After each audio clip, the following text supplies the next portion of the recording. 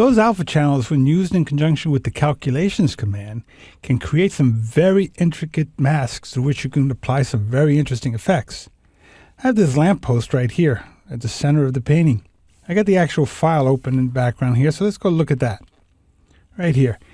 Now when I zoom in and start looking at some of the cables on this image here, you see that the cables have shadows and highlights in very specific spots that were made real easy to do by using the alpha channels in conjunction with calculations. Now let me explain what that is all about.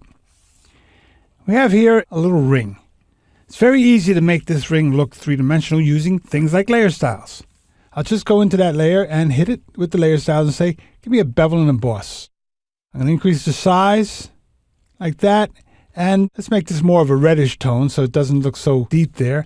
Click OK, and I have a three-dimensional looking ring.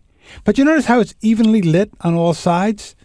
That's the one thing that's bad about the layer styles, is that they're kind of even. And if I introduce a sudden second light source, well, the lighting has to be a little more specific here. Now that the light is so close to the ring, it's going to be very bright along this edge and somewhat dim along this edge, which means I have to apply something other than a layer style to get the effect of this candle lighting the ring. And that's where the alpha channels come in conjunction with the calculations. I'm going to go in here and turn the ring into a selection and save it as an alpha channel. I'll call it ring. I'm going to save it again and call it edge. I could deselect it. When I go look at my channels, you'll see that I have the ring and the edge. Now, because of the roundness of the ring, I'm going to take the edge and blur it. So I'll apply a Gaussian blur to it, just enough to make it look like that round edge that I have of the ring. Click OK. I'm going to turn on the second ring right there. And we see it as a quick mask mode, which is the red. And I'm just going to move the edge one over. Now I know that my candle is right here, so I'm going to move it over to the left a bit.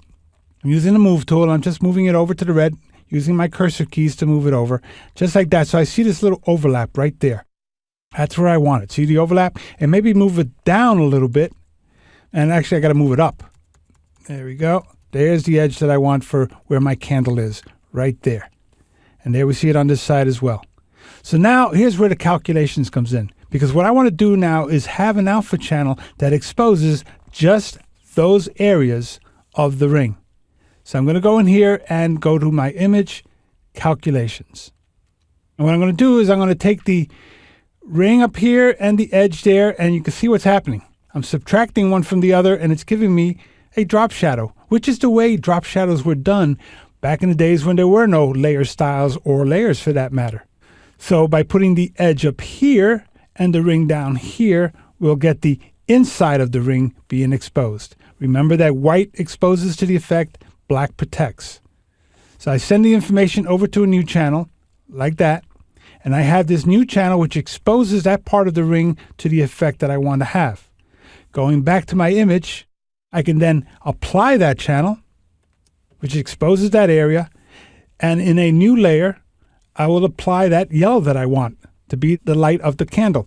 I'm just going to turn off those marching ants so we don't see them in the way, and I'm going to pick a color that I want for that light to be. So I'm going to just pick kind of like this yellow from right there. Click OK.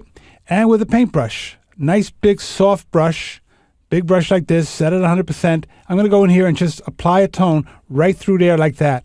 And I'm going to bring down the opacity to about 50% and just apply a little bit right in there like that. And there you can see that we have a realistic kind of a lighting that's being applied from the candle directly onto only the part of the ring that I want to expose. Now in the next tutorial, we're going to take that step a little further and see how it's applied in a very intricate image, like a manhole cover that lives somewhere in Times Square.